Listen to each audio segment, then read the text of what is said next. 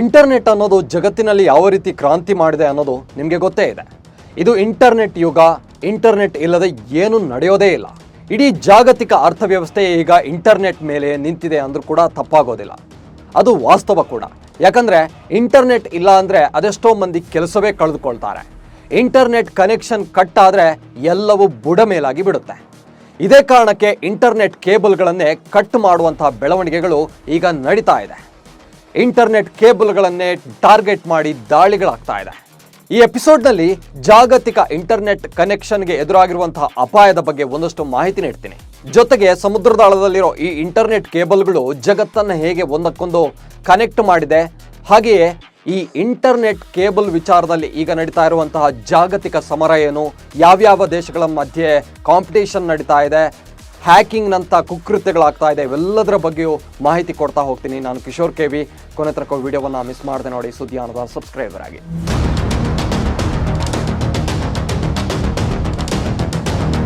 Israel ಮತ್ತು Gaza ಯುದ್ಧ ಶುರುವಾದ ಬಳಿಕ ಕೆಂಪು ಸಮುದ್ರ ವಲಯದಲ್ಲಿ ಹೌತಿ ಬಂಡುಕೋರರು ಬಾಲ ಬಿಚ್ಚಿದ್ದಾರೆ. ಭಾರತ ಸೇರಿದಂತೆ ಕೆಂಪು ಸಮುದ್ರದ ಮೂಲಕ ಹಾದು ಹೋಗುವ ವಿದೇಶಿ ಶಿಪ್ಗಳನ್ನು ಹೈಜಾಕ್ ಮಾಡೋ ಪ್ರಯತ್ನ ಮಾಡ್ತಾ ಇದ್ದಾರೆ. ಶಿಪ್ಗಳ ಮೇಲೆ ದಾಳಿ ಮಾಡ್ತಾನೆ ಇದ್ದಾರೆ. ಹೀಗಾಗಿ ಯುರೋಪ್ ರಾಷ್ಟ್ರಗಳಿಗೆ ತೆರಳೋ ಹಡಗುಗಳು ಆಫ್ರಿಕಾದ ಮೂಲಕ ಹಾದು ಹೋಗ್ತಾ ಇವೆ. ಇಷ್ಟು ದಿನ ಶಿಪ್ಗಳ ಮೇಲೆ ಅಟ್ಯಾಕ್ ಮಾಡ್ತಾ ಇದ್ದ ಹೌತಿ ಬಂಡುಕೋರರು ಈಗ ಸಮುದ್ರದಾಳದಲ್ಲಿರೋ ಇಂಟರ್ನೆಟ್ ಕೇಬಲ್ಗಳನ್ನೇ ಟಾರ್ಗೆಟ್ ಮಾಡಿದ್ದಾರೆ. ಕೆಂಪು ಸಮುದ್ರದೊಳಗಿರೋ ಇಂಟರ್ನೆಟ್ ಕೇಬಲ್ಗಳ ಪೈಕಿ 3 ಕೇಬಲ್ಗಳನ್ನು ಹೌತಿಗಳು ಕಟ್ ಮಾಡಿದ್ದು ಜಾಗತಿಕ ಇಂಟರ್ನೆಟ್ ವ್ಯವಸ್ಥೆಯೇ ಬುಡ ಮೇಲಾಗಿತ್ತು. ಇದೇ ಕಾರಣಕ್ಕೆ ನೋಡಿ, ಕೆಲ ದಿನಗಳ ಹಿಂದೆ ಇನ್ಸ್ಟಾಗ್ರಾಮ್ ಸೇರಿದಂತೆ ಕೆಲ ಆ್ಯಪ್ಗಳು ಬಂದ್ ಆಗಿರೋದು. ಇಂಟರ್ನೆಟ್ ವ್ಯವಸ್ಥೆಯಲ್ಲಿ ಹೆಚ್ಚು ಕಮ್ಮಿ ಆಗಿತ್ತು. ಸ್ನೇಹಿತರೆ, ಇಡೀ ಜಗತ್ತಿಗೆ ಇಂಟರ್ನೆಟ್ ಸಂಪರ್ಕವಾಗಿರೋದು ಸಮುದ್ರದಾಳದಲ್ಲಿರೋ ಕೇಬಲ್ಗಳ ಮೂಲಕ. ಜಗತ್ತಿನ ವಿವಿಧೆಡೆ ಸಮುದ್ರ ಭಾಗದಲ್ಲಿ ಇಂಟರ್ನೆಟ್ ಕೇಬಲ್ಗಳು ಹರಡಿಕೊಂಡಿವೆ. ಭಾರತವನ್ನು ಕೂಡ ಇದೇ ಇಂಟರ್ನೆಟ್ ಕೇಬಲ್ಗಳು ಸಂಪರ್ಕಿಸುತ್ತವೆ ಸಮುದ್ರದ ಮಾರ್ಗದ ಮೂಲಕವೇ. ಇಡೀ ಇಂಟರ್ನೆಟ್ ವ್ಯವಸ್ಥೆಯ ಲೈಫ್ ಲೈನ್ ಆಗಿರೋದೇ ಈ ಕೇಬಲ್ಗಳು. ಈ ಕೇಬಲ್ಗಳ ಮೂಲಕವೇ ಇಂಟರ್ನೆಟ್ ಡೇಟಾಗಳನ್ನು ಟ್ರಾನ್ಸ್ಮಿಟ್ ಮಾಡಲಾಗುತ್ತೆ. ಆದರೆ ಇದೇ ಕೇಬಲ್ಗಳನ್ನು ಕಟ್ ಮಾಡಿದರೆ ಅಥವಾ ಈ ಕೇಬಲ್ಗೆ ಹಾನಿ ಆಯಿತು ಅಂದರೆ ಜಾಗತಿಕ ಇಂಟರ್ನೆಟ್ ವ್ಯವಸ್ಥೆಯೇ ಡ್ಯಾಮೇಜ್ ಆಗಿಬಿಡುತ್ತೆ. ಈಗ ಹೌತಿಗಳು ಈ ಕೇಬಲ್ಗಳನ್ನು ಟಾರ್ಗೆಟ್ ಮಾಡಿದಾಗಲೂ ಆಗಿರೋದು ಇದೆ.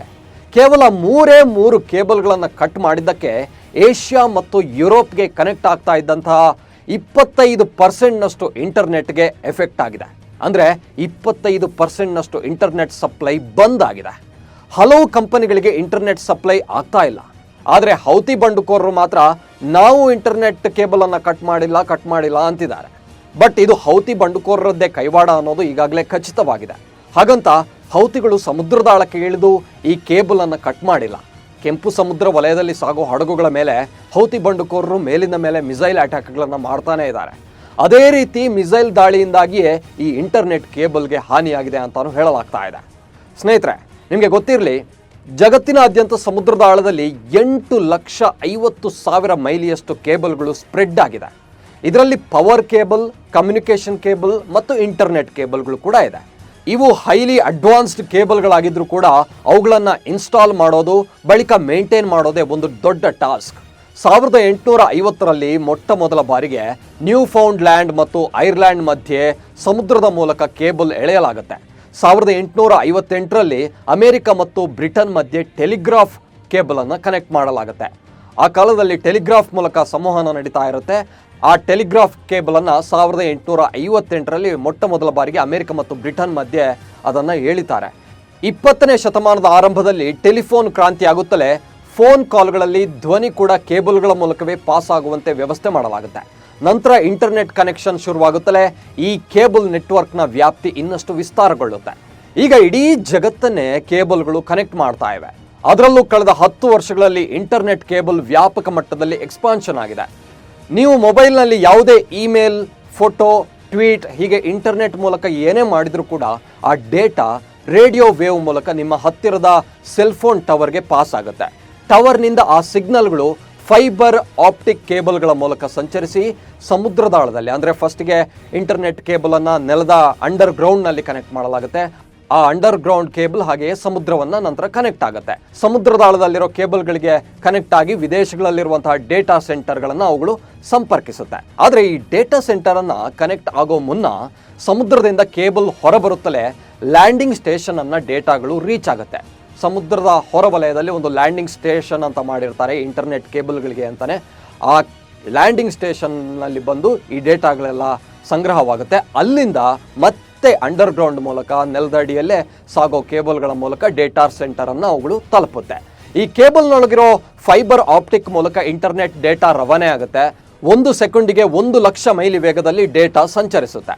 ಆದರೆ ಈ ಇಂಟರ್ನೆಟ್ ಕೇಬಲ್ಗಳನ್ನು ಸಮುದ್ರದೊಳಗೆ ಮೇಂಟೈನ್ ಮಾಡೋದು ಅಂದರೆ ಅದು ಸಣ್ಣ ಸಂಗತಿ ಅಲ್ಲ. ಕೆಲವೊಮ್ಮೆ ಶಾರ್ಕ್ಗಳು ಈ ಕೇಬಲ್ಗಳನ್ನು ಕಚ್ಚಿ ಡ್ಯಾಮೇಜ್ ಮಾಡ್ತವೆ. ಆದರೆ ಶಾರ್ಕ್ಗಿಂತ ಡೇಂಜರ್ ಆಗಿರೋದು ಮನುಷ್ಯನೇ. 2011ರಲ್ಲಿ ಅರ್ಮೇನಿಯಾ ದೇಶಕ್ಕೆ ಇಂಟರ್ನೆಟ್ ಸಪ್ಲೈ ಕಂಪ್ಲೀಟ್ ಆಗಿ ಬಂದ್ ಆಗಿತ್ತು. ಇಡೀ ದೇಶಕ್ಕೆ ಇಂಟರ್ನೆಟ್ ಸಪ್ಲೈ ಬಂದಾಗಿ ಬಿಟ್ಟಿತ್ತು. ಭೂಮಿಯನ್ನು ಅಗೆಯುವ ಸಂದರ್ಭದಲ್ಲಿ ಅಂಡರ್ ಗ್ರೌಂಡ್ನಲ್ಲಿದ್ದ ಕೇಬಲನ್ನು ಮಹಿಳೆಯೊಬ್ಬಳು ಕಟ್ ಮಾಡಿದ್ಲು. ಆಕೆಗೆ ಗೊತ್ತಾಗದೆ ಆ ಕೇಬಲನ್ನು ಆಕೆ ಕಟ್ ಮಾಡಿದ್ಲು. ಇದರ ಪರಿಣಾಮ ಇಡೀ ದೇಶದ ಇಂಟರ್ನೆಟ್ ಸಂಪರ್ಕ ಕಟ್ ಆಗಿತ್ತು. 2016ರಲ್ಲಿ ಅಟ್ಲಾಂಟಿಕ್ ಸಮುದ್ರ ಭಾಗದಲ್ಲಿ ಬರುವ ಇಂಗ್ಲಿಷ್ ಚಾನಲ್ನಲ್ಲಿ ಹಡಗನ್ನ ಸ್ಟೇಷನ್ ಮಾಡೋಕೆ ಆಂಕರನ್ನು ನೀರಿಗೆ ಇಳಿಸ್ತಾನೆ. ಆ ಆಂಕರ್ಗೆ ಸಿಲುಕಿ ಸಮುದ್ರದ ಒಳಗಿದ್ದಂತಹ 3 ಇಂಟರ್ನೆಟ್ ಕೇಬಲ್ಗಳು ಕಟ್ ಆಗಿಬಿಟ್ಟಿದ್ವು. ಇಲ್ಲಿ ಇನ್ನೊಂದು ವಿಚಾರವನ್ನು ಕೂಡ ಹೇಳಲೇಬೇಕು. ರಕ್ಷಣಾ ಕ್ಷೇತ್ರದಲ್ಲೂ ಕೂಡ ಎಲ್ಲ ದೇಶಗಳ ಮಿಲಿಟರಿಯು ಕೂಡ ಇಂಟರ್ನೆಟ್ ಬಳಸ್ತಾ ಇವೆ. ಸರ್ಕಾರಿ ಕೆಲಸಗಳಿಗೂ ಇಂಟರ್ನೆಟ್ ಅನಿವಾರ್ಯವಾಗಿದೆ. ಒಂದು ವೇಳೆ ಮಿಲಿಟರಿ ಮತ್ತು ಸರ್ಕಾರದ ಕೆಲಸಕ್ಕೆ ಇಂಟರ್ನೆಟ್ ಸ್ಥಗಿತವಾದರೆ ಇಡೀ ದೇಶಕ್ಕೆ ಹೊಡೆತ ಬೀಳುತ್ತೆ. ಹೀಗಾಗಿ ಎರಡೂ ಕ್ಷೇತ್ರಗಳಿಗೆ ಸ್ಯಾಟಲೈಟ್ ಇಂಟರ್ನೆಟ್ ವ್ಯವಸ್ಥೆಯನ್ನು ಹೆಚ್ಚು ಬಳಸಲಾಗ್ತಾ ಇದೆ. ಒಂದು ವೇಳೆ ಸಮುದ್ರದ ಆಳದಲ್ಲಿ ಅಂಡರ್ ಗ್ರೌಂಡ್ನಲ್ಲಿರೋ ಕೇಬಲ್ಗಳು ಕಟ್ ಆದರೂ ಸಮಸ್ಯೆ ಆಗೋದಿಲ್ಲ. ಇತ್ತೀಚಿನ ವರ್ಷಗಳಲ್ಲಿ ಸ್ಯಾಟಲೈಟ್ ಇಂಟರ್ನೆಟ್ ವ್ಯವಸ್ಥೆಯನ್ನು ಮತ್ತಷ್ಟು ಅಭಿವೃದ್ಧಿಗೊಳಿಸಲಾಗ್ತಾ ಇದೆ. ಅದರಲ್ಲೂ ಟೆಸ್ಲಾ ಕಂಪನಿ ಮುಖ್ಯಸ್ಥ ಎಲಾನ್ ಮಸ್ಕ್ ಅಂತೂ ಸ್ಟಾರ್ಲಿಂಕ್ ಹೆಸರಲ್ಲಿ ಸ್ಯಾಟಲೈಟ್ ಇಂಟರ್ನೆಟ್ ವ್ಯವಸ್ಥೆ ಮಾಡಿದ್ದು ಇದರಿಂದ ರಿಮೋಟ್ ಏರಿಯಾಗಳಲ್ಲೂ ಕೂಡ ಇಂಟರ್ನೆಟ್ ಕನೆಕ್ಷನ್ ಪಡಿಬಹುದು. ಈವನ್ ಉಕ್ರೇನ್ನಲ್ಲಿ ಕೂಡ ಅಲ್ಲಿ ಈಗ ಯಾವುದೇ ಇಂಟರ್ನೆಟ್ ವ್ಯವಸ್ಥೆ ಇಲ್ಲ. ಅಂದರೆ ಕೇಬಲ್ ಮೂಲಕ ಏನು ಇಂಟರ್ನೆಟ್ ಸಂಪರ್ಕ ಇತ್ತು ಅದೆಲ್ಲ ರಷ್ಯಾದ ದಾಳಿಗೆ ಕಟ್ಟಾಗಿ ಹೋಗಿರೋದ್ರಿಂದ ಇಡೀ ಇಂಟರ್ನೆಟ್ ಕನೆಕ್ಷನ್ನೇ ಅಲ್ಲಿ ವ್ಯಾಪಕವಾಗಿ ಹಾನಿಗೊಳಗಾಗಿದೆ. ಹೀಗಾಗಿ ಈ ಸಂದರ್ಭದಲ್ಲಿ ಇವನ್ ಎಲಾನ್ ಮಸ್ಕ್ ಅವರೇ ತಮ್ಮ ಸ್ಟಾರ್ ಲಿಂಕ್ ಮೂಲಕ ಇಡೀ ಉಕ್ರೇನ್ಗೆ ಇಂಟರ್ನೆಟ್ ಸೌಲಭ್ಯವನ್ನು ನೀಡಿದರು. ಆದರೆ ಈ ಸ್ಯಾಟಲೈಟ್ ಇಂಟರ್ನೆಟ್ ಅದು ಸ್ಟಾರ್ ಲಿಂಕ್ ಆಗಿರ್ಬೋದು, ಇತರೆ ಸ್ಯಾಟಲೈಟ್ ಇಂಟರ್ನೆಟ್ ವ್ಯವಸ್ಥೆ ಏನಿದೆಯಲ್ಲ ಅದು ತುಂಬ ಕಾಸ್ಟ್ಲಿ ಆಗಿರುತ್ತೆ. ಇನ್ನು ಸಮುದ್ರದಾಳದ ಇಂಟರ್ನೆಟ್ ಕೇಬಲ್ ವಿಚಾರಕ್ಕೆ ಬರೋದಾದರೆ ಸಮುದ್ರದ ಕೆಳಭಾಗದಲ್ಲಿರುವಂಥ ಇಂಟರ್ನೆಟ್ ಕೇಬಲ್ ಪೈಕಿ 50% ಅಮೆರಿಕದ ಕಂಪನಿಗಳಾದ ಗೂಗಲ್, ಫೇಸ್ಬುಕ್, ಅಮೆಜಾನ್ ಮತ್ತು ಮೈಕ್ರೋಸಾಫ್ಟ್ಗೆ ಸೇರಿದೆ. ನೀವು ಬಳಸೋ ಕಂಪ್ಯೂಟರ್ಗಳು, ಸ್ಟ್ರೀಮಿಂಗ್ ಇವೆಲ್ಲವೂ ನಡೆಯೋದು ಈ 50%ನಷ್ಟು ಕೇಬಲ್ಗಳ ಮೂಲಕವೇ. ಈ ಕೇಬಲ್ಗಳಿಗೆ ಡ್ಯಾಮೇಜ್ ಆಯಿತು ಅಂದರೆ ಏನಾದರೂ ಟೆಕ್ನಿಕಲ್ ಪ್ರಾಬ್ಲಮ್ಗಳಾದರೆ ನಿಮ್ಮ ಇಂಟರ್ನೆಟ್ ಕನೆಕ್ಷನ್ನಲ್ಲೂ ಕೂಡ ಹೆಚ್ಚು ಕಮ್ಮಿ ಆಗುತ್ತೆ. ಬಹುತೇಕ ಇಂಟರ್ನೆಟ್ ಕೇಬಲ್ಗಳು ಖಾಸಗಿ ಕಂಪನಿಗಳಿಗೆ ಸೇರಿದ್ರೂ ಕೂಡ ಅದರ ಒಡೆತನ ಮಾತ್ರ ಸರ್ಕಾರಗಳ ಕೈಯಲ್ಲೇ ಇದೆ. ಭದ್ರತೆಯ ಕಾರಣಕ್ಕಾಗಿ ಕೇಬಲ್ಗಳನ್ನು ಸರ್ಕಾರಗಳೇ ಕಂಟ್ರೋಲ್ ಮಾಡ್ತಾ ಇವೆ. ಹೀಗಾಗಿಯೇ ಈಗ ಇಂಟರ್ನೆಟ್ ಕೇಬಲ್ ವಾರ್ ಕೂಡ ಶುರುವಾಗಿರೋದು. ಅಮೆರಿಕ ಮತ್ತು ಚೀನಾ ನಡುವೆ ಇಂಟರ್ನೆಟ್ ಕೇಬಲನ್ನು ಕಂಟ್ರೋಲ್ ಮಾಡೋ ವಿಚಾರದಲ್ಲಿ ಜಿದ್ದಾಜಿದ್ದಿ ನಡೀತಾ ಇದೆ. ಇಲ್ಲೂ ಅಮೆರಿಕ ಮತ್ತು ಚೀನಾ ಬೆಂಬಲಿತ ರಾಷ್ಟ್ರಗಳು ಅನ್ನೋ 2 ಬಣಗಳಿವೆ. ಪರಿಣಾಮ 2018ರಲ್ಲಿ ಅಮೆರಿಕದ ದೋಸ್ತ್ ಆಸ್ಟ್ರೇಲಿಯಾ ಚೀನಾದ ಟೆಕ್ ಕಂಪನಿ ಹುವಾಯೆ ಆಸ್ಟ್ರೇಲಿಯಾದ ಸಮುದ್ರ ಭಾಗದಲ್ಲಿ ಕೇಬಲ್ ರವಾನಿಸೋದನ್ನು ತಡೆದಿತ್ತು. ಇದರಿಂದ ತನ್ನ ಆಂತರಿಕ ಭದ್ರತೆಗೆ ಸಮಸ್ಯೆ ಆಗಬಹುದು, ತನ್ನ ನೆಟ್ವರ್ಕ್ಗಳ ಆಕ್ಸೆಸ್ ಚೀನಾಗೆ ಸಿಗಬಹುದು ಅನ್ನೋ ಕಾರಣಕ್ಕೆ ಆಸ್ಟ್ರೇಲಿಯಾ ಈ ನಿರ್ಧಾರವನ್ನು ಕೈಗೊಂಡಿತ್ತು. ಹಾಗೆಯೇ ಗೂಗಲ್ ಮತ್ತು ಫೇಸ್ಬುಕ್ 8,800 ಮೈಲಿ ಇಂಟರ್ನೆಟ್ ಕೇಬಲನ್ನು ಹಾಂಗ್ಕಾಂಗ್ ಮತ್ತು ಅಮೆರಿಕ ಮಧ್ಯೆ ಕನೆಕ್ಟ್ ಮಾಡೋಕ್ಕೆ ಮುಂದಾದಾಗ ಅಮೆರಿಕದ ನ್ಯಾಷನಲ್ ಸೆಕ್ಯೂರಿಟಿ ಪ್ಯಾನಲ್ ಅದಕ್ಕೆ ತಡೆಯೊಡ್ಡಿತ್ತು. ಹಾಂಗ್ಕಾಂಗ್ ಜೊತೆಗೆ ಕೇಬಲ್ ಕನೆಕ್ಟ್ ಮಾಡಿದರೆ ಚೀನಾ ಇಂಟರ್ನೆಟ್ ಟ್ರಾಫಿಕನ್ನೇ ಹ್ಯಾಕ್ ಮಾಡಬಹುದು, ಇನ್ಫಾರ್ಮೇಷನ್ ಕದಿಬಹುದು ಅಂತ ವಾರ್ನಿಂಗ್ ಮಾಡಿತ್ತು. ಈಗಾಗಲೇ ಚೀನಾ ಜಾಗತಿಕ ಇಂಟರ್ನೆಟ್ ವ್ಯವಸ್ಥೆಯನ್ನು ಹ್ಯಾಕ್ ಮಾಡೋಕ್ಕೆ ಪ್ರಯತ್ನ ಪಡ್ತಾನೇ ಇದೆ. ಕೇವಲ ಚೀನಾ ಅಂತ ಅಲ್ಲ, ಈವನ್ ಉತ್ತರ ಕೊರಿಯಾ ಕೂಡ ಆ ಕೆಲಸವನ್ನು ಮಾಡ್ತಾ ಇದೆ. ಬೇರೆ ಬೇರೆ ದೇಶಗಳು ಕೂಡ ಈ ಇಂಟರ್ನೆಟ್ ಹ್ಯಾಕಿಂಗ್ನಲ್ಲಿ ತೊಡಗಿದೆ. ಅವರಲ್ಲಿ ಅದಕ್ಕೆ ಅಂತಲೇ ಸಪ್ರೇಟ್ ವಿಂಗ್ಗಳು ಕೂಡ ಇದ್ದಾವೆ. ನಿಮ್ಗೆ ಗೊತ್ತಿರಲಿ, 1ನೇ ಮಹಾಯುದ್ಧದ ವೇಳೆ ಬ್ರಿಟನ್ ಜಾಗತಿಕ ಟೆಲಿಗ್ರಾಫ್ ಸಂಪರ್ಕ ವ್ಯವಸ್ಥೆಯನ್ನು ತನ್ನ ಕಂಟ್ರೋಲ್ನಲ್ಲಿ ಇಟ್ಟುಕೊಂಡಿದ್ದಾಗ ಇಡೀ ಜರ್ಮನಿಯ ಕಮ್ಯುನಿಕೇಷನ್ ವ್ಯವಸ್ಥೆಯನ್ನು ಕಟ್ ಮಾಡಿತ್ತು. ಹಾಗೆಯೇ 1970ರಲ್ಲಿ ಅಂದರೆ ಅಮೆರಿಕ ಮತ್ತು ರಷ್ಯಾ ಮಧ್ಯೆ ಶೀತಲ ಸಮರ ನಡೀತಾ ಇದ್ದಂಥ ಸಂದರ್ಭದಲ್ಲಿ ರಷ್ಯಾಗೆ ಸೇರಿದ ಸಮುದ್ರದ ಆಳದ ಕಮ್ಯುನಿಕೇಷನ್ ಸಿಸ್ಟಮ್ ಕೇಬಲನ್ನು ಅಮೆರಿಕ ಹ್ಯಾಕ್ ಮಾಡೋಕೆ ಯತ್ನಿಸಿತ್ತು. ಹೀಗೆ ಭವಿಷ್ಯದಲ್ಲಿ ಇಂಟರ್ನೆಟ್ ವಾರ್ ಅನ್ನೋದೇ ಒಂದು ದೊಡ್ಡ ಮಟ್ಟದ ಸಮರವಾಗಲಿದೆ. ಇಂಟರ್ನೆಟ್ ಕನೆಕ್ಷನ್ ಕಟ್ ಮಾಡಿದರೆ ಸಾಕು, ಇಡೀ ದೇಶವನ್ನೇ ಬುಡಮೇಲು ಮಾಡಿಬಿಡಬಹುದು. ಈಗಾಗಲೇ ನಡೀತಾ ಇರುವಂತಹ ಹ್ಯಾಕಿಂಗ್ಗಳೆಲ್ಲ ಈ ಇಂಟರ್ನೆಟ್ ಸಮರದ ಸಣ್ಣ ಟ್ರೈಲರ್ ಅಷ್ಟೇ. ಪಿಕ್ಚರ್ ಅಭಿ ಬಾಕಿ ಹೈ. ಇವಿಷ್ಟು ಜಾಗತಿಕ ಇಂಟರ್ನೆಟ್ ಕೇಬಲ್ ನೆಟ್ವರ್ಕ್ ಮತ್ತು ಅದರ ಸೇಫ್ಟಿ ಕುರಿತಾದಂಥ ಮಾಹಿತಿ. ವಿಡಿಯೋವನ್ನು ಲೈಕ್ ಮಾಡಿ, ಸುದ್ದಿಯನ್ನು ಫಾಲೋ ಮಾಡಿ. ನಮಸ್ಕಾರ.